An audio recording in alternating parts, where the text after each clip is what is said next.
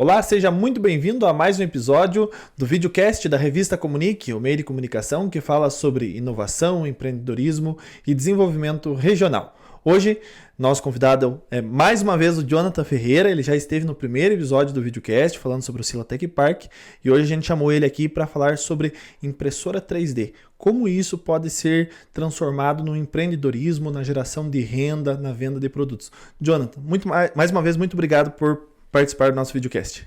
Boa tarde, obrigado pelo convite e vai ser muito bom falar sobre isso porque ele está inerente ao que a gente desenvolve dentro do setor de inovação. Ali, o principal ponto é desenvolver empreendedorismo não só ali na questão financeira, mas também como cultura de vida para a pessoa saber empreender e se desenvolver e investir no futuro. E a impressora 3D entra muito nisso justamente pela questão de pensar mercado e pensar desenvolvimento de produtos. Hoje se fala muito em impressora 3D. Quanto tempo já vem se falando nisso? Como que surgiu? Para que está sendo utilizada hoje a impressão 3D? A impressão 3D ela surgiu nos anos 80, final dos anos 80, início dos anos 90. Então é uma tecnologia relativamente antiga. Só que esse nome, impressora 3D, é o nome mercadológico dela. Porque o certo seria falar prototipagem rápida ou fabricação por material aditivo, né? Adição de materiais. E a impressão 3D ela surgiu justamente para um nicho de mercado, que era a prototipagem rápida. Você fabricar um protótipo o mais rápido possível. Porque normalmente o mercado, né, a forma tradicional de você desenvolver uma peça, de você criar um design, ela demora muito mais tempo. Na questão ali, para você ter um protótipo do jeito tradicional, é uns 6 meses no mínimo. Assim, para você poder desenvolver uma coisa. No mínimo, por mais simples que seja, é 6 meses. Com a impressora 3D eu diminuo isso para um mês. Então, um mês eu já tenho um MVP para fazer testes. Então, a impressão 3D ela surge para esse nicho de mercado. Você desenvolver um produto mais rápido. E é a questão justamente de como o mercado se desenvolve cada vez mais rápido para atender cada vez mais clientes, né? Então, a democratização tanto da impressão 3D, ela segue também a democratização de alguns produtos, de pessoas tendo acesso a novos produtos. Que é o que aconteceu ali no final dos anos 80 e início dos anos 90, né? Então teve ali uma certa mudança econômica que propiciou o surgimento desse tipo de máquina dentro da indústria e justamente o pensamento para desenvolver mais rápido tecnologias. E para quem olha de fora, aparentemente é algo caro, mas não é, né? É acessível, é um equipamento acessível. E é mais a questão de criatividade, curso, aprender ali a trabalhar com ela, né? A questão de programação. Sim, sim. Então, graças a esse movimento de democratizar acesso a alguns produtos, a impressora 3D também entrou nesse nicho. Então, a impressora 3D lá no início, quando eu comecei a trabalhar com impressão 3D, a mais comum que se tinha era R$ 3.000. Então, era um valor relativamente complicado, né? Vamos falar isso há uns 10, 12 anos atrás. Então, é um valor um pouquinho complicado de você ter para poder investir. E não era uma impressora top de mercado. Não era uma impressora que, digamos, eu ia já colocar para imprimir alguma coisa, já começar a imprimir sem ter um conhecimento prévio. Hoje em dia, você tem impressoras muito mais acessíveis, né? R$ 1.600, R$ 1.500, que você consegue nivelar a mesa automaticamente. Então, isso facilita mais o acesso a essa tecnologia e também ao desenvolvimento de produtos. Então, um exemplo que eu tenho, que é bem legal, é os meus bolsistas, as pessoas que trabalham comigo. As pessoas que trabalham comigo, eles tiveram acesso ao conhecimento da impressão 3D ali comigo, né? Aprendendo a trabalhar com impressora 3D, aprendendo a desenvolver a tecnologia da FDM, que é deposição de material fundido, que é as impressoras que a gente mais tem aqui no CTP, né? Que são impressoras que derretem o plástico, depositam ele na mesa e vão construindo por camadas a peça. Eles tiveram acesso a isso e quase todos eles resolveram comprar a impressora e começar a empreender, começar a própria empresa. Então, ali são 5 que já têm essa iniciativa, já têm pensado essa iniciativa, estão colocando em prática e desenvolvendo a técnica imprimida em 3D. E aí nós chegamos no principal assunto dessa entrevista: como ganhar dinheiro com a impressão 3D. Então, existem vários nichos. Então, se a gente for pegar os nichos mais tradicionais, tem a questão de decoração. Decoração dos nichos mais simples e fáceis da pessoa entrar no mundo da impressão 3D e começar a produzir alguma coisa. E uma das coisas legais da impressão 3D é que não existe limite porque você pode criar. Então, ao mesmo tempo que você pode criar ali um abajur, você pode criar um articulado. Um bonequinho articulado que você pode vender para, digamos, uma pessoa que está fazendo curso de arte. Ela precisa daquele manequim para fazer os estudos de movimento. Ali você já tem um nicho no mercado. Então, todo o local que tem alguma coisa assim de decoração, de mostruário, você pode colocar impressão 3D. Só que também entra em outros mercados. Porque você pode, a partir da impressão 3D, trabalhar arquitetura. você pode trabalhar em engenharia, você pode trabalhar a área de robótica. Um exemplo que a gente tem ali dentro é a Duda, né, a Maria Eduarda. Além de fazer o curso de mecatrônica, ela também tem, junto ali com essa ideia do curso de mecatrônica, a parte de investir em RPG, que é uma coisa que os jovens gostam. Então você pode fazer miniaturas de RPG, você pode, junto com a mecatrônica, desenvolver ali um braço robótico tanto para ensino quanto também para venda comum no mercado, para alguém poder, digamos, colocar na empresa para mostrar que é uma empresa de tecnologia e tem um braço robô.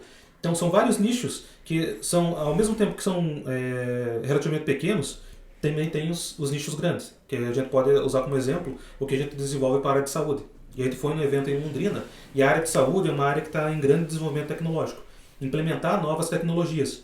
E lá a gente viu o pessoal desenvolvendo próteses e também anaplastologia, vendendo essas peças para pessoas que têm necessidade, para hospitais, fechando contratos justamente para desenvolver essa tecnologia junto com 3D. Você criar uma coisa que já é tradicional, né? Você fazer uma prótese ou fazer um modelo anatômico de anaplastologia para colocar no rosto da pessoa, só que utilizando a impressão 3D para fazer a fabricação tanto do molde quanto da peça em si. E sobre isso que você falou, aqui no Silo já foram desenvolvidas essas peças, né? Sim, a gente começou a desenvolver maquete cirúrgica, que é um nicho de trabalho. Porque ao mesmo tempo que eu posso utilizar ela para uma cirurgia de câncer, a parte odontológica usa muito. Então, quem trabalha com odontologia usa muito a maquete cirúrgica, justamente para fazer o estudo e também desenvolver o guia cirúrgico, para poder criar ali a peça que vai na boca do paciente. Lógico que essas técnicas elas usam mais impressora de resina, só que não foge muito da impressora de filamento. Porque a impressora de filamento você pode criar um modelo anatômico para poder apresentar para o paciente como é que vai ser a cirurgia. E também a área educacional, porque não é só você ali aprender a utilizar a máquina, mas você criar peças didáticas utilizando a máquina. É outro mercado. Um exemplo que a gente tem aqui em Guarapuava, né, digamos, tem a Ictus. A Ictus vende material hospitalar, ali para você maquetes de pulmão, coração, tem maquetes de sapo dessecado, né? Então você tem ali materiais de estudo para anatomia e para medicina. Você pode criar esse nicho e suprir ele com produtos, porque existem as comunidades, né? Tem o Printables, tem o MakerWorld, tem o Thingiverse, várias comunidades que conseguem produzir, liberam essas maquetes ali gratuito para você poder imprimir, e daí o que você vai cobrar? Você cobra ali o material e o tempo de uso da tua máquina. Você não cobra o design, mas assim, mesmo assim, você consegue ter um lucro a partir do teu tempo como analista em impressão 3D. Então, além de você criar, é possível, já tem bancos de projetos para você só fazer a impressão, como se fosse qualquer outra área, desde uma arte, por exemplo, no Canva, que já tem um modelo lá e você faz só os ajustes. Sim, isso que é o legal da comunidade de impressão 3D, porque além de ter as comunidades no Telegram, também tem as comunidades mais abertas. Tem essas que eu já comentei, e também tem a Tangs. A Tangs, ela coloca um monte de produto, então você pode comprar o produto, você compra ele ali por um preço bem razoável, bem legal, e a partir desse produto você começa a produzir em escala. Lógico, você pagou ali os royalties da modelagem para a pessoa que vendeu ali no site. E depois, o que você coloca em cima do preço? É tempo de produção, material utilizado e teu conhecimento, né? Tua hora, teu prolabore, tua hora homem, trabalho. Tua hora humana. Você coloca ali tua hora de trabalho e a partir disso vai tirando o lucro e fazendo o ganho. Então a comunidade é gigante e estão sempre se ajudando. Porque ao mesmo tempo que é criado peças para venda, também são criadas peças ali para a tua própria impressora. Eu estou com um problema na minha impressora quebrou uma pecinha. Eu não preciso ir solicitar para a fornecedora, né, digamos, para ter uma impressora Ender, que é da Creality.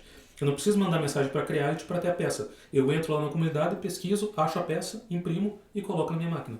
Então o legal da impressão 3D é que é uma economia que é meio assim, se autossustenta, então é sustentável. Apesar de ser tecnológico, lembra muito uma economia criativa, né? A impressão 3D. Sim, e é justamente na criatividade que está a base do nosso ganho enquanto eu, né, além de ser professor de história e trabalhar aqui no Sila Tech Park nessa parte de tecnologia e ser analista em impressora 3D, eu sou artista plástico. Né? Minha profissão que me deu... me financiou para eu poder estudar tudo que eu estudei, desenvolver as tecnologias e conhecimento que eu tenho hoje, foi as artes plásticas. E eu utilizei muito a criatividade nas artes plásticas, assim como eu uso na impressão 3D. Porque quando a gente vai criar um protótipo, digamos, chega uma empresa daqui de dentro do parque tecnológico, ou chega uma empresa de fora, eles precisam que eu crie um produto. e eles têm só a ideia básica do produto, que da necessidade que ele vai suprir. Eu preciso usar a criatividade para poder bolar ele, tirar ele do mundo das ideias e colocar ele no mundo real. Então a criatividade é muito próxima do maker. Porque o nome já diz, né? Eu já até falei na primeira entrevista, né? O maker é o cara que faz, o fazedor. Então a gente precisa ter um arcabouço teórico e metodológico para poder fazer as coisas. E a criatividade é a principal ferramenta. Tem uma linha também de produtos mais. Não vou usar a palavra mais simples, mas mais comum, né? Que são os brindes, lembrancinhas para evento, o próprio crachá que você está utilizando, troféu, medalha, que inclusive vocês já fizeram pra gente, né? Que também é um mercado que pode ser explorado para quem tem interesse em trabalhar com a impressão 3D, né? Sim, sim. Algumas empresas aqui do Guarapuava vieram atrás daqui do Sila, justamente para ter essa formação para utilizar a impressora 3D para a produção dessas peças. Porque ela agiliza o processo. Né? Alguma coisa ali que você ia ter que colocar no corta-laser, cortar, às vezes acabar tendo que fazer adesivagem nela, ou outro processo ali, um pós-processo, a impressora 3D te entrega praticamente pronta a peça. Um exemplo é o próprio crachá que a gente fez aqui, que a gente desenvolveu aqui. Então a gente consegue fazer uma peça multicolorida com a impressora 3D super rápido. Esse crachá aqui, ele demorou, pelo que eu me lembro, 40 minutos para ficar pronto. Então é super rápido. Você já termina ele e entrega ele colorido.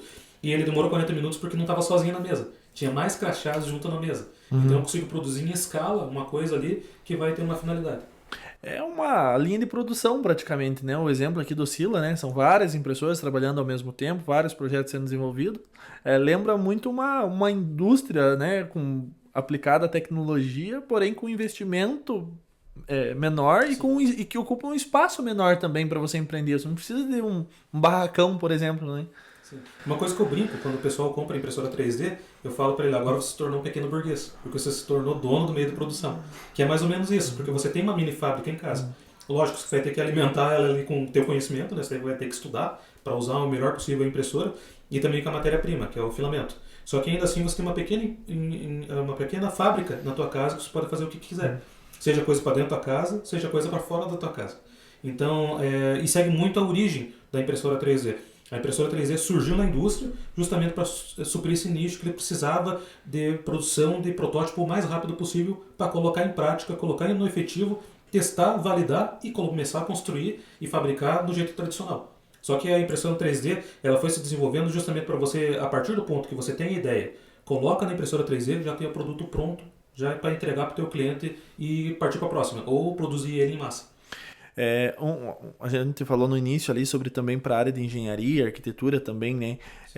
Os projetos, né, com a impressão 3D, ele sai mais barato do que um projeto tradicional, por exemplo, principalmente para deixar em exposição, para vender um edifício, um condomínio, né? Que se usa bastante a impressão 3D. Tem uma diferença que seja atrativo? O que difere de um projeto tradicional? Então são dois princípios que diferenciam bem. Que é a questão de velocidade de entrega, então se você consegue produzir uma coisa muito mais rápido, e a durabilidade. Por mais que você resine o papel Paraná que é utilizado em algumas maquetes, né, e por mais que você use madeira balsa, nada vai substituir a resistência do plástico, porque o plástico ele resiste mais a impacto. Então, poxa, tem maquete que se você derrubar no chão, já era, você não consegue recuperar mais, até pela questão das micro pecinhas que tem nela. Já uma impressa, ela aguenta mais pancada, então é uma coisa mais resistente. Até para transporte, se eu quero participar de algum evento. A gente desenvolveu uma, só que o problema é que ela foi feita em PLA. E eles acabaram esquecendo dentro do carro. E PLA com calor não casa muito bem. Então tem os materiais certos para você usar. Só que eles solicitaram a maquete, eu fiz a maquete para eles levarem num evento, que é o pessoal da Engenho, que era uma máquina deles. Então eu fiz a máquina para eles, né, a gente imprimiu, produziu, pintou e entregou. Então ficou ali a máquina perfeitinha, a maquete da máquina perfeitinha feita em plástico. O único problema foi que eles acabaram esquecendo dentro do carro por alguns dias e por causa do calor dentro do carro, o PLA, a 90 graus ele já começa a ficar mole, né? Mas o calor dentro do carro faz ele entortar um pouquinho.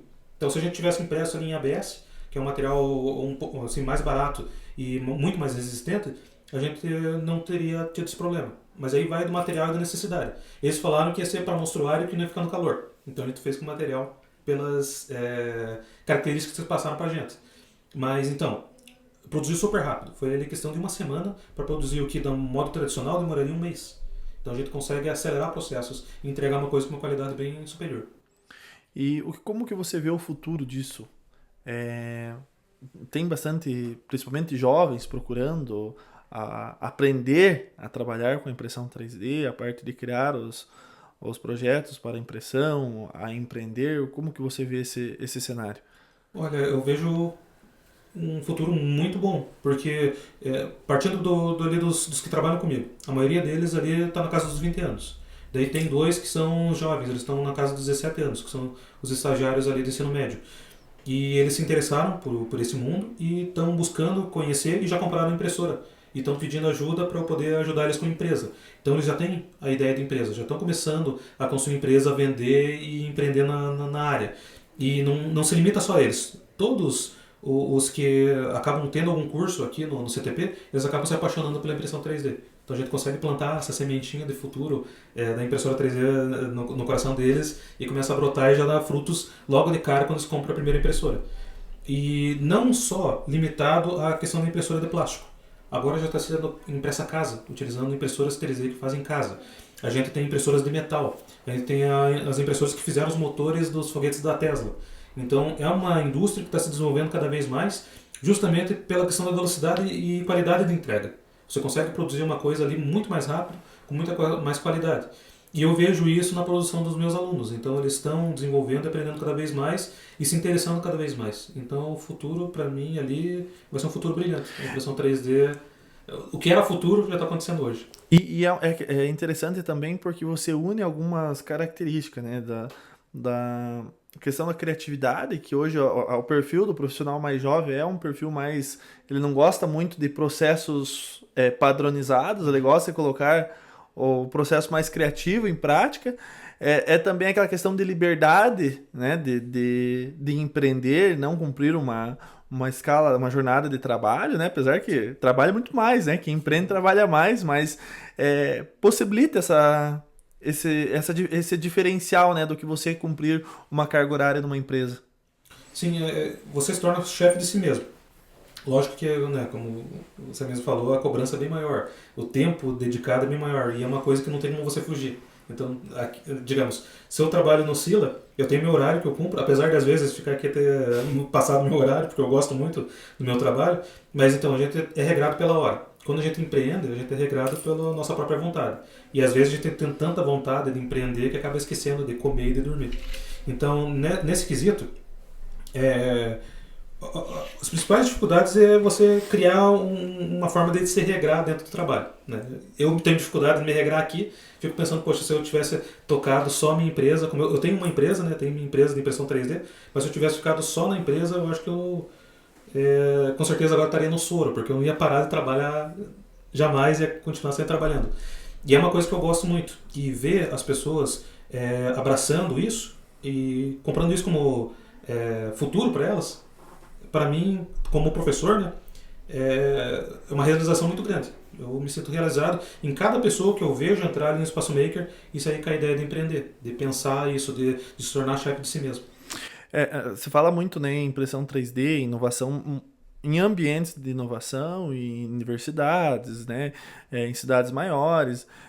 Porém, é uma forma, uma ferramenta ou empreendedorismo atrativo para qualquer cidade, né? Não tem uma diferença que diga, não, é uma empresa que só funciona numa cidade maior, um negócio que só funciona numa cidade mais tecnológica. Não, né? Qualquer cidade, qualquer pessoa que tem interesse pode buscar conhecimento sobre isso e até para vender os produtos, né? Tem mercado, tanto online quanto presencial. É fácil, né? Não é uma missão difícil de ser realizada. E essa também é uma das missões do Parque Tecnológico. A gente está em alguns municípios ajudando eles a construir hub de inovação. Construir essa ideia de um mini celeiro de inovações dentro do município, para eles poderem desenvolver essas ideias dentro do município e também no entorno. Não ficar só preso ao Guarapuava.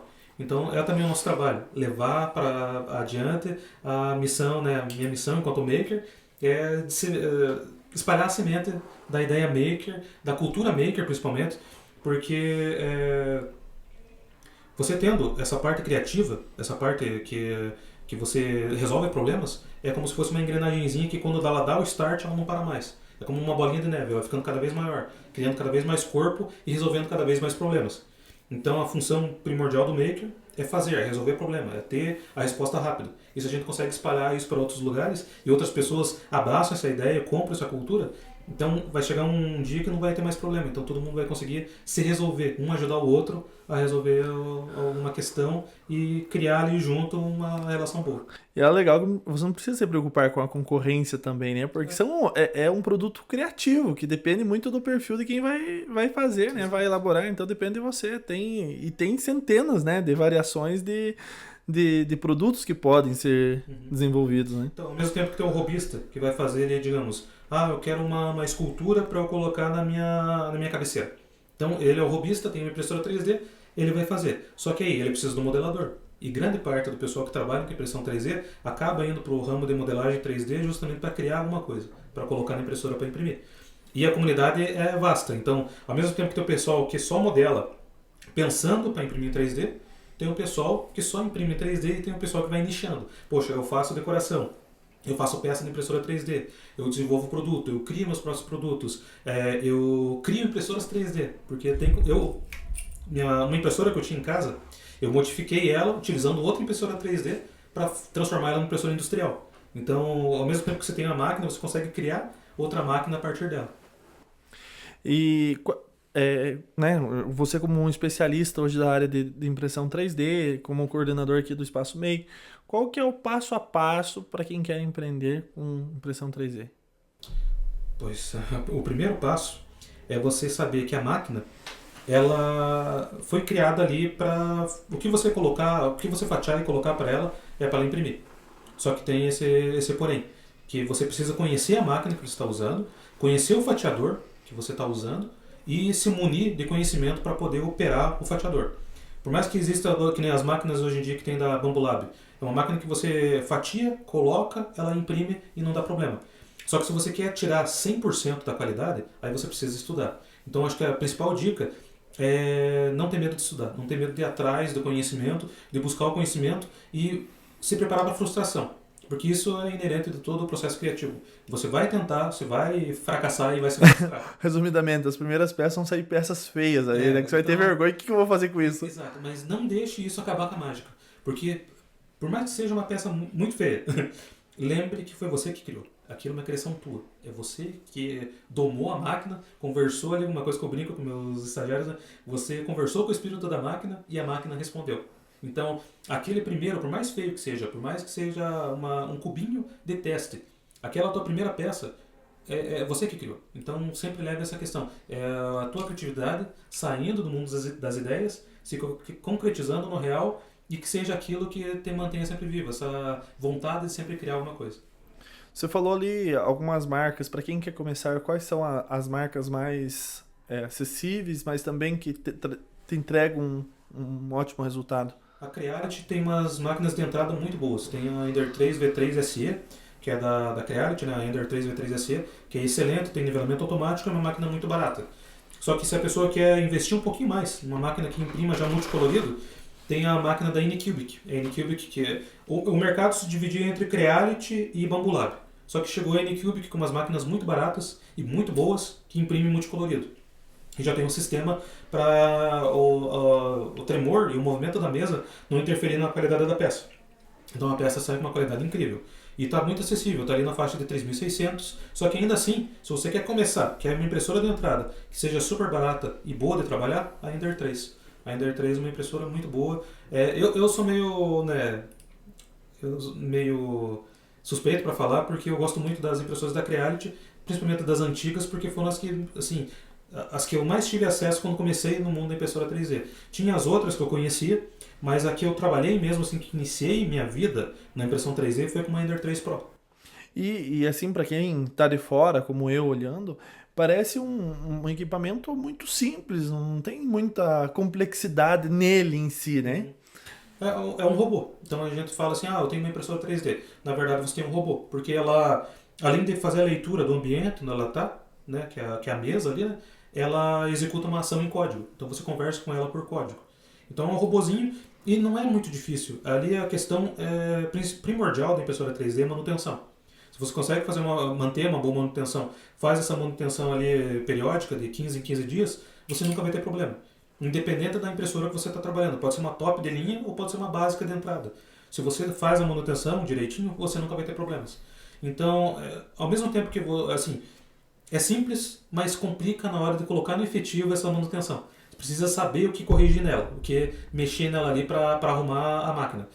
Então, é simples, só que você não pode deixar a frustração, depois que conhecer que a simplicidade é um pouquinho mais complexa, deixar essa vontade de conhecer a impressora ser meio que minada pelas complexidades da manutenção.